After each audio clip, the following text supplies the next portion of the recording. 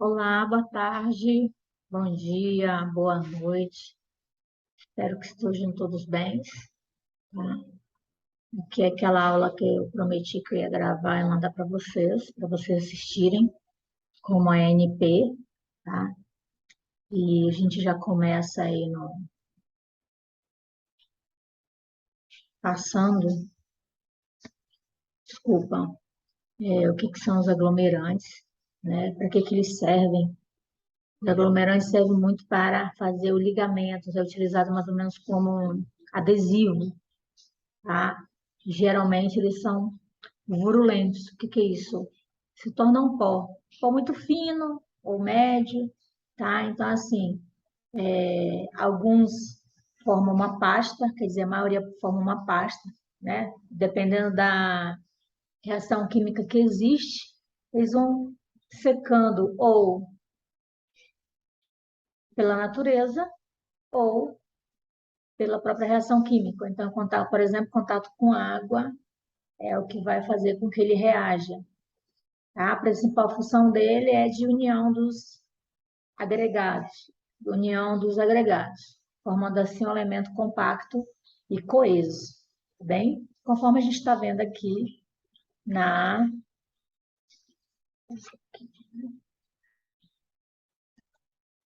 conforme a gente está vendo aqui na figura, tá? Algumas existem alguns termos para definir a mistura de cada um, né, com matéria específica. A gente já viu o agregado miúdo, né, que é a areia, a água. A gente sabe da importância da água, a gente sabe o quanto que a gente precisa da água, não é? A água, ela nos ajuda, mas dependendo, ela também nos atrapalha, tá bem? O aglomerante, aqui como exemplo, é o cimento, né? Então, o cimento mais a água, ele vai gerar uma pasta, que posteriormente vocês vão estar fazendo esse ensaio, tá? Mas já como iniciamos também com a argamassa, então o cimento, a areia, mais a argamassa, o cimento, a areia já vai dando aí a argamassa. E por último, a argamassa mais a brita, o agregado graúdo, vai se dar aí o concreto, que a gente vai estar verificando isso posteriormente, tá bem? Finalidade é de juntar, tá, o material para que quando ele endureça, ele fique de forma assim, vai ser resultante se vai ser bom ou se vai ser ruim. Então, tudo depende muito da sua,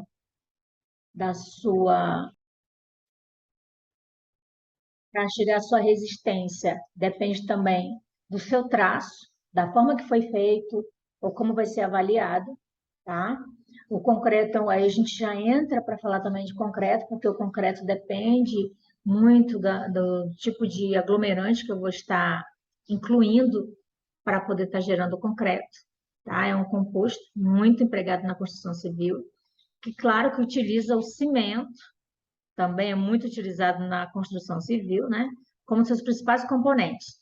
Isso, as propriedades de rigidez, de endurecimento, como a aglutinação necessária. O que que é isso? A junção de todos os materiais aí para poder chegar no concreto.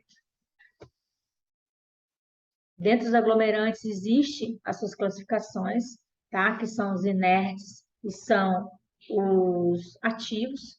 Os inertes o endurecimento ocorre com a devida secagem do material, independe de onde ele estiver, tá? Um dos exemplos é a argila, tá? Então, assim, onde ela estiver, ela vai gerar, vai ficar endurecido. Diferente, né, do cimento, por exemplo, que ele vai ser por reações químicas. Então, a gente já sabe que o cimento, ele só de pensar em umidade já começa a reação química dele, já começa a vir a endurecer. Dentro dos ativos, existem os aéreos e os hidráulicos, que podem ser subdivididos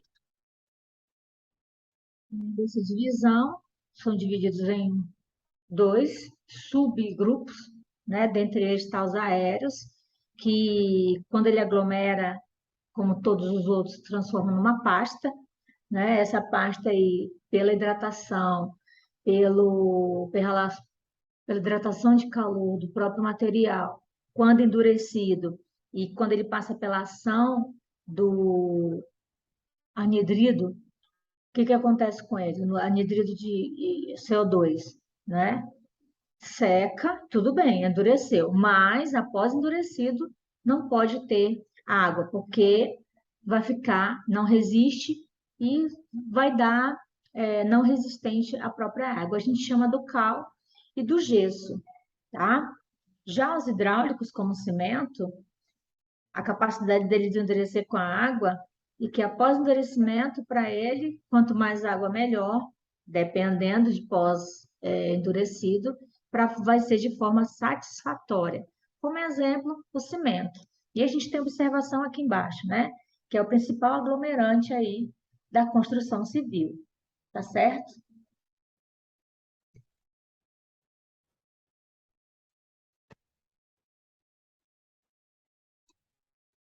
Passando aqui rapidinho, gente. Então, aí tem os principais aglomerantes, o asfalto, a cal, o gesso, cimento, tá? Então, cimento a gente vai deixar por último, porque tem bastante coisa. E hoje mesmo eu já vou anexar todos os materiais que a gente viu até o momento, ok? Primeiro, o asfalto, né? O asfalto, nos surpreende até da forma que ele é feito. O asfalto são construídos derivados de petróleo. O petróleo nada mais é do que um líquido oleoso de origem fóssil, né? Antes era considerado como para o meio ambiente, que seria, como para os próprios produtores também, que seriam, não queriam acabar, mas agora descobriram que vai acabar, por isso utilizam outros meios para que melhore toda a parte de controle, né? São construídos derivados de petróleo e podem ser obtidos de forma natural ou artificial, por processos físicos ou químicos. Ocorre naturalmente em lagos de asfalto e asfalto rochoso. Uma mistura de areia, calcário e asfalto. No primeiro momento, foi registro, né, de asfalto 615 a.C., perdão, durante o reinado do rei Nabopolassar, na Babilônia. O nome asfalto vem da origem grega, demonstrando sua familiaridade pelos antigos. Já os romanos utilizavam para selar seus banhos, reservatórios e pelo seu próprio aquedutos, tá? Sua principal aplicação é na construção civil também, né? Sendo utilizado como pavimento impermeabilizante. Impermeabilizante muito utilizado em lajes, tá? E na parte asfáltica também na pavimentação. O asfalto é produzido nas refinarias de petróleo através da destilação fracionada. Na destilação fracionada, o óleo é bruto e aquecido em suas frações separadas de acordo com seu ponto de ebulição. As frações mais leves são produzidas primeiro e o material permanece no fundo da torre de destilação, são os principais asfálticos. É, o, o, Antigamente, as refinarias, o lixo que elas geravam, elas mandavam para a Bolívia, né? Porque para o Brasil não servia. Só que descobriram que isso aí descobriram que o material que eles usam, que eles mandavam para fora, né, que é considerado resíduo que não era para utilizar, o que que eles faziam? Descobriram recente que eu digo um pouco tempo, que poderiam utilizar para outros meios, que a gente vai ver agora. Então, é tipo uma borra de café, né? Então, eles doavam para a Bolívia, só que a Bolívia gostava, né? Porque ela não ia precisar utilizar madeira para nada, para utilizar esse produto na para queima, tá? A destilação fracionada já é do óleo bruto, né, que vai consistir aí na separação das misturas homogêneas entre dois ou mais líquidos, ou até gases no próprio ponto de ebulição, assim eles são bem próximos e são voláteis. O que é isso? No ar ele já vai se expressar, tá? Na sua composição, a gente encontra os asfaltenos, as resinas hidrocarbonetos, dentro dos hidrocarbonetos, os pesados aí, os pesados que são os alfatenos, né? Que é o composto orgânico cru é utilizado, mas ele causa bastante problemas, né? Que além de poluir muito, eles são carcinogênicos,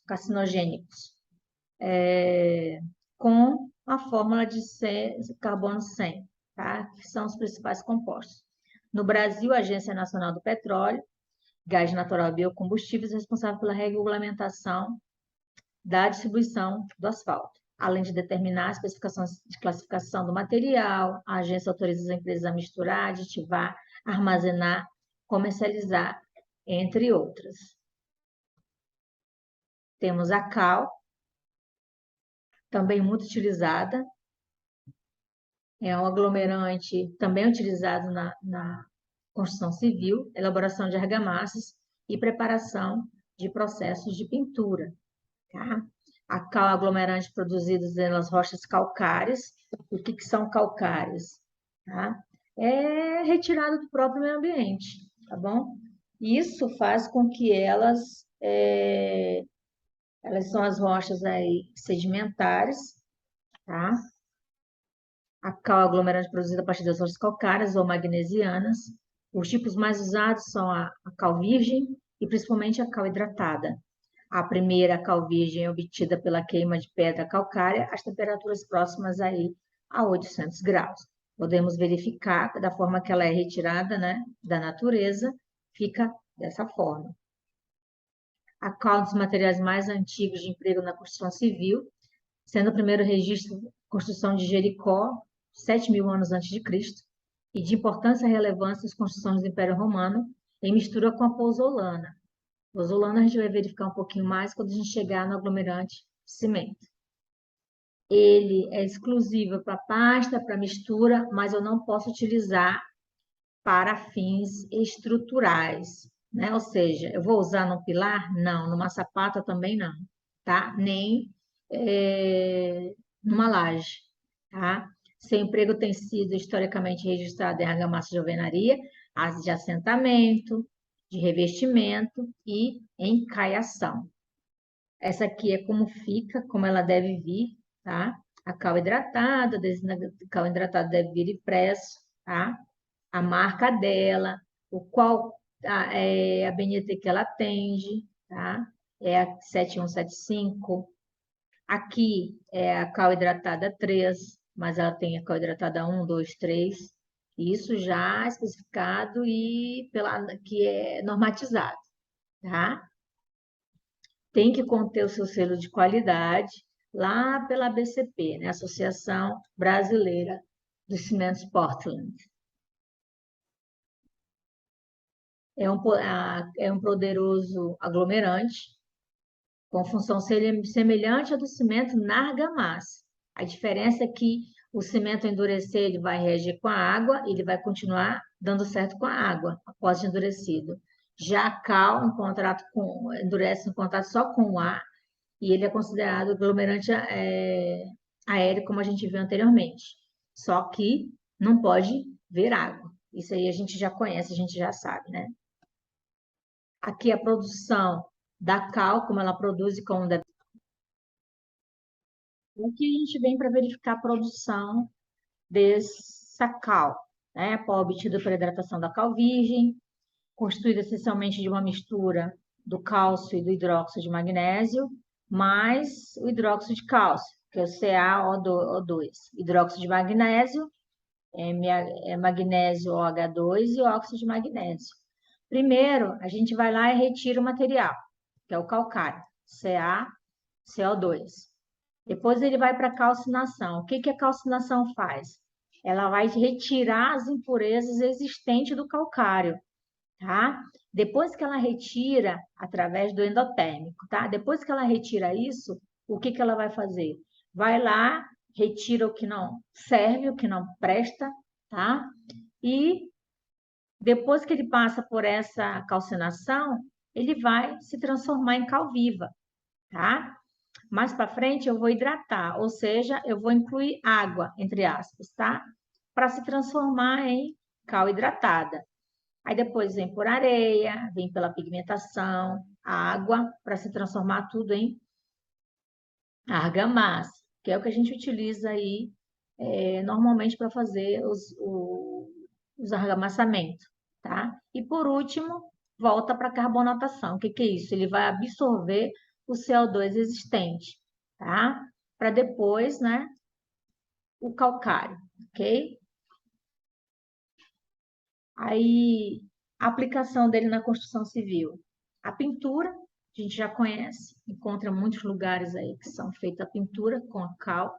Ela é utilizada, aplicação de baixa responsabilidade. O que que é isso, né? Passa cal. Na dúvida, passa cal. Vai ali no muro, passa cal. Pinta uma pedra, passa cal, tá?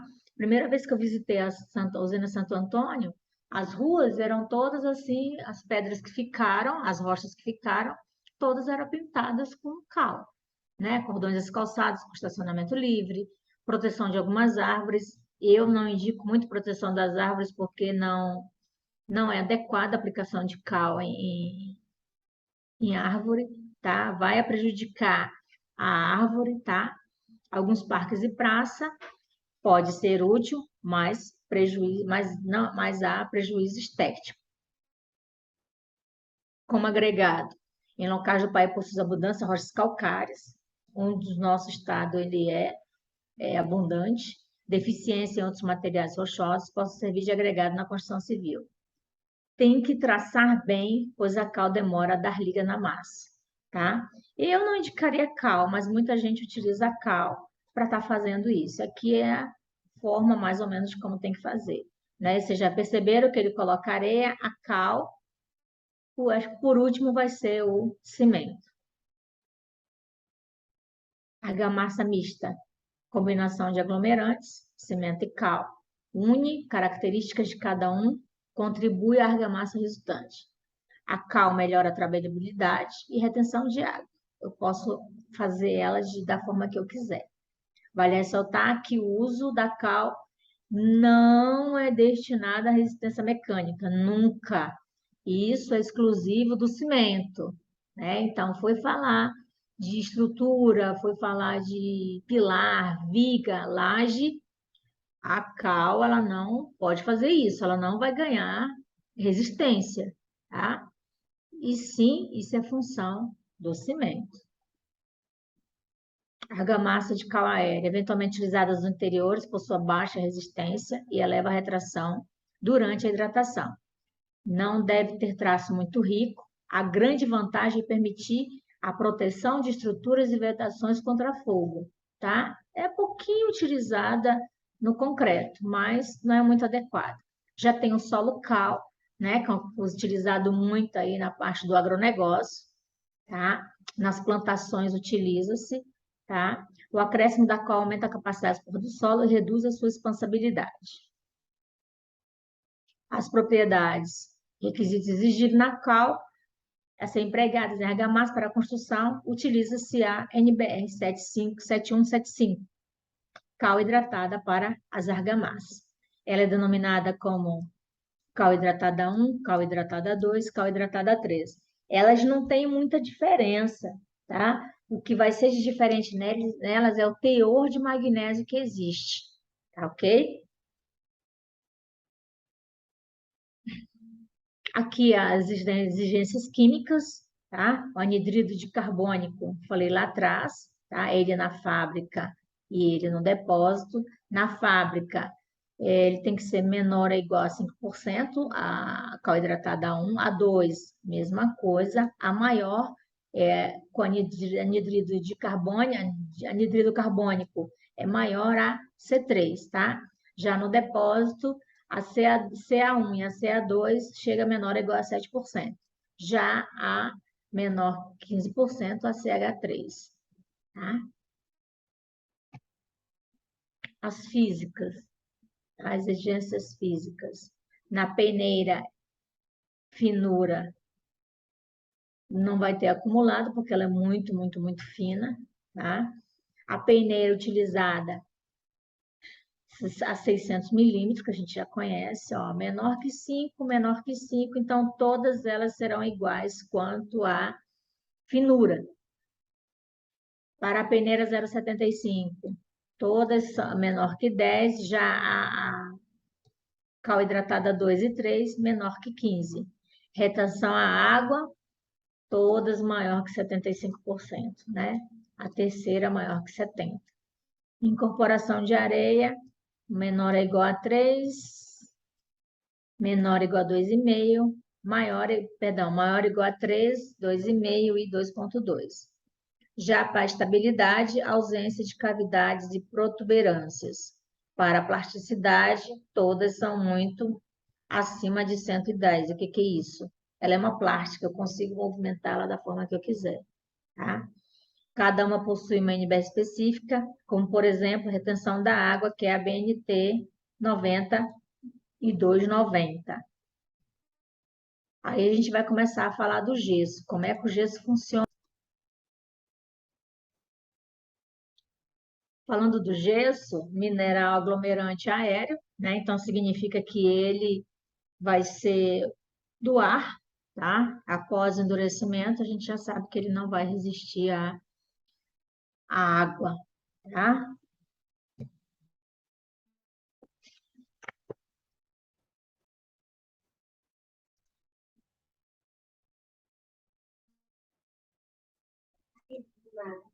Gesso é matéria a partir de gipsita, tá? Que se reduz a pó.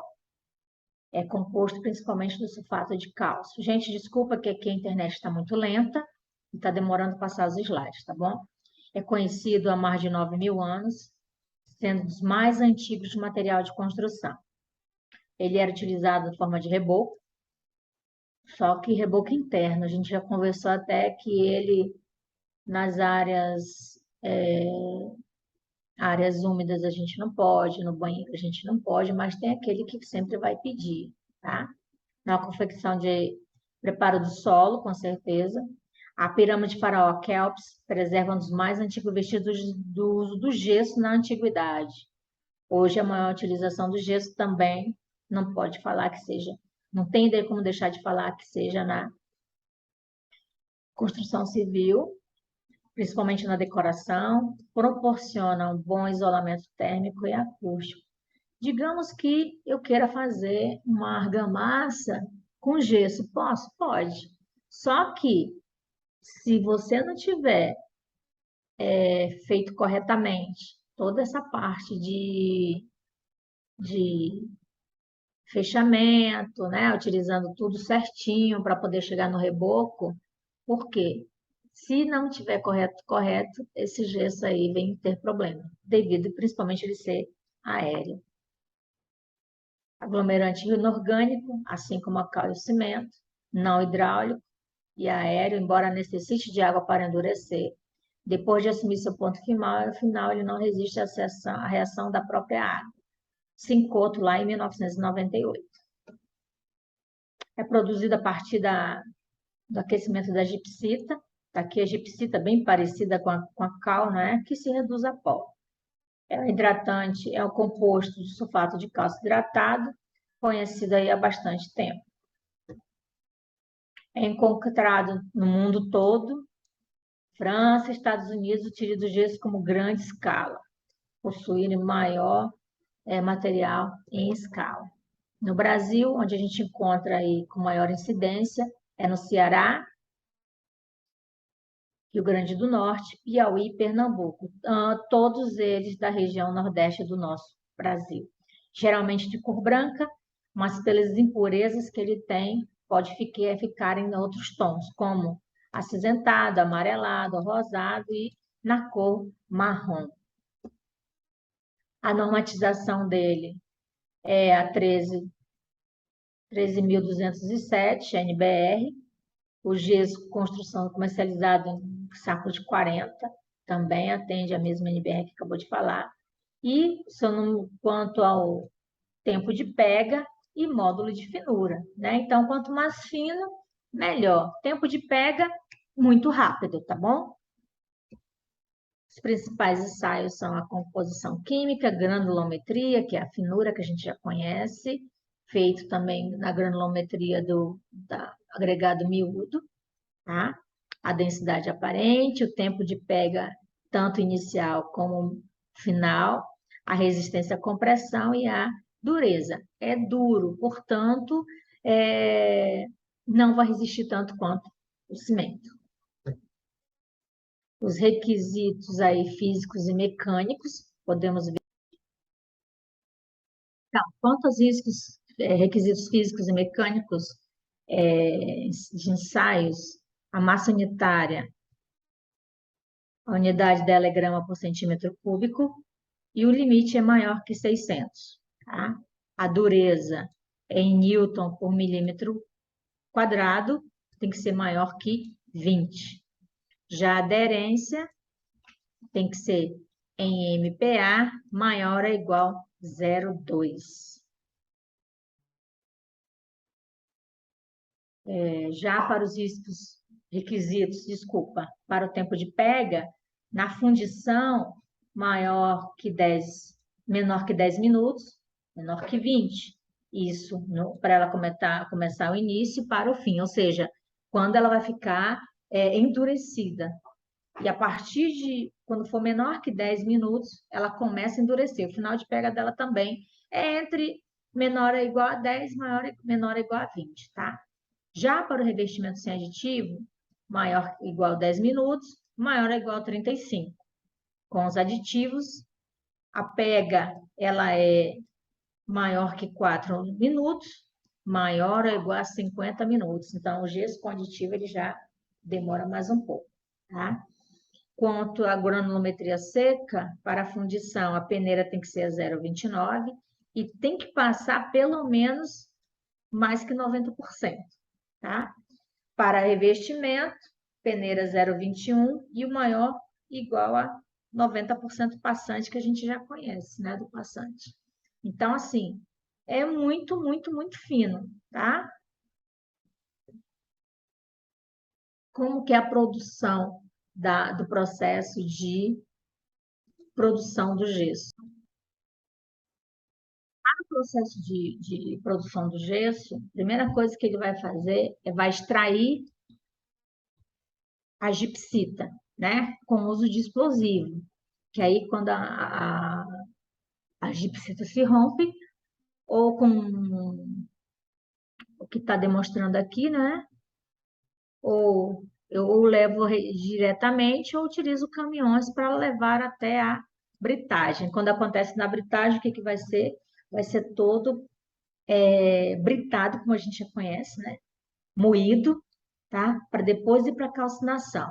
O que acontece lá na calcinação? Vai ser recebido uma alta temperatura, tá? Onde a água vai evaporar, então o que eu vou fazer? Eu vou tirar todo o H2O, tá? Vai perder toda a sua umidade. E nesse processo de retirada de umidade, com a perda da água, ele passa a ficar cristalino, tá? Aí é que vai ficar conhecido como gesso e a produção de desidratação da gipsita. É tudo muito simples para o gesso, tá? Já no terceiro, né, deixa bem claro. Calcinação é submetida a temperatura adequada. No processo, perde parte da água de cristalização, obtendo-se um produto conhecido como gesso, ou seja, o gesso é o produto da desidratação parcial da gipsita, tá? CaSO4, 2H2O, é a parte de química do gesso. Depois de passar pelo processo de calcinação, é feita a moagem fina, o armazenamento finalmente ensacado e principalmente protegido da umidade, ok? E por que o gesso endurece quando misturado com água? Né? O gesso misturado com água começa a endurecer devido à formação da malha hídrica, que são aí cristais, né? de sulfato, quando a água entra em contato com o sulfato, ele vai ser hidratado. Então, primeiro vem a água, depois retira essa água. Aí vai gerar um monte de cristalzinhos, igual esse aqui. Que, claro, né, a gente não enxerga isso aqui a olho nu, tá? Porque aqui está numa forma que eu aumentei, tá? Então, assim, cada um vai ficando sobreposto, porque o gesso ele possui bastante sulfato, tá? Esse processo é chamado de cristalização. O gesso também tem a velocidade do seu endurecimento, tá? E depende de alguns fatores. Temperatura de calcinação, o que mais que vem posteriormente? Então, quando eu falo de temperatura e calcinação, com a calcinação, ele vai, como o nome já diz, ele vai acabar se transformando em cal, tá? Isso tudo por meio de altas temperaturas, ou seja, maior que 900 graus. Aí, dependendo dessa temperatura que a gente atinge o teor do gesso, que ele vai se hidratando conforme a anidrita, e a anidrita tipo 2, tá? Para a finura dos grãos é responsável pela aceleração de pega. Então, quanto mais fino, melhor, tá? Em função, maior superfície disponível para hidratação. Quantidade de água de amassamento. Aí, quando eu falo relacionado à finura, também, a gente já percebeu que os grãos, quanto mais finos, melhores, né? A presença de impureza, tá? Para a presença de pureza, ela vai influenciar muito, tá? Que é comum na gipsita, ela vai influenciar muito no momento que for fazer o gesso. Por quê? E faz com que haja uma diminuição de velocidade de endurecimento. Só que dos últimos ensaios que tem feito lá no laboratório, tá muito pelo contrário, tá? O gesso lá ele está endurecendo muito rápido, tá? Se eu retiro aí se tem essas impurezas, tá bom? Então, fica até complicado falar. É só quando a gente for fazer, se for fazer do gesso, mas eu prefiro fazer mais de cimento, que é o que é mais utilizado, tá bem? Em torno aí de 6%. Os aditivos podem também reduzir o tempo de pega mediante o emprego de aditivos apropriados como retardador, como cola, serragem fina de madeira, sangue e outros produtos de matadouros. Outra substância, sal de cozinha, eles são aí aceleradores de pega, ok? Dentro da temperatura e calcinação existem outros, já mais relacionada à temperatura e calcinação, a gente percebeu que quando ele perde, né? Transforma em cal, dependendo do que for utilizado. Aqui está bem específico. Quando eu utilizo 150 graus, ele se transforma em hidrato. O que é isso? Gesso de pega normal, que é o CaSO4,05 de H2O, tá? De 150 a dos 2000 a 200, 150 a aproximadamente 250, a anidrita 3 está instável, ou seja, gesso com pega rápida. Tá? De 400 a 450 vem a anidrita. Lembra que eu falei lá atrás que fica mais lento, tá? Só que geralmente não precisa nem chegar nessas temperaturas todas, tá? Para ser pega rápida. Por exemplo, como a gente utiliza ar-condicionado no laboratório, vai ser muito rápido. Às vezes não dá tempo nem de a pessoa homogeneizar corretamente. Por quê? Lá está em torno de 23 graus. Aqui já fala da calcinação heterogênea de 150 a 250, tá? Aí se transforma na composição básica do gesso CaSO4. Aqui a gente já comentou lá atrás, né, sobre os ensaios, está aparecendo pela segunda vez, tá? Sobre o tempo de pega do gesso, que varia aí para a fundição e para com a aditiva aí de 0,4 de 4, maior ou igual a 4, até maior ou igual a 50 minutos, quase 1 hora, tá? Aqui é a curva de hidratação. Na curva de hidratação, existem alguns momentos que aqui a gente tem a curva de hidratação do gesso. No eixo Y, temos a temperatura em graus. No eixo X, o tempo em minutos. Fonte, Antunes, 1999. O que a gente pode observar aqui? Tá? Que quanto maior tempo de endurecimento, mais calor ele vai liberar. E o que acontece com isso? Mais quente ele fica. Tá? Isso a gente chama de curva de hidratação do gesso. O que a gente pode observar? Tá? Que no período de indução, que é o período 1, o que acontece? É o período que eu vou misturar, tá? Seja ele com água, seja ele com a adição, tá? Quando eu misturo ele, aglomerante, com a água, vai gerar uma pasta, mas é o que eu falei anteriormente. Se for no local com temperatura mais baixa, o que vai acontecer? Vai endurecer muito rápido. Se for aquelas temperaturas que a gente verificou do anidrida, né, hemidratado, anidrita 2, dependendo do período, vai ser lento ou vai ser muito devagar, tá? Quando eu dou início desse endurecimento, tá? O início de tempo de pega, o que acontece? Quando ele começa a endurecer, já começa a dar o início de tempo de pega, que a gente diz que é tempo de útil estimável, tá? Já na fase, ele começa a ter a sua plasticidade, tá? Já no 3, ele já está endurecido, ou seja, é o final de pega, então ele já vai estar aí com maior resistência, tá? As propriedades, né? Rápido endurecimento, de 8 a 12 minutos.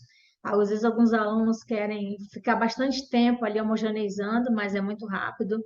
Então, não adianta achar que vai ficar dessa forma, tá? Resistência à compressão, ele varia de 5 a 15 MPa. Aí que dá para ficar legal para calcular